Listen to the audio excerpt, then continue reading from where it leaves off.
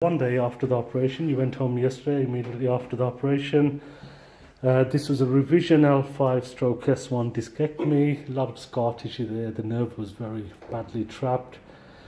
How are you feeling today? So, some pain in the back, I gather? Yeah, a lot of wound pain. But, Wound pain. I think the sciatica is a lot improved. That's all gone? More numbness in the foot than there was, but numbness. that will calm down. That will all settle. How are you feeling posture-wise? Yeah, it's just the wound pain. Wound pain is stopping the main thing.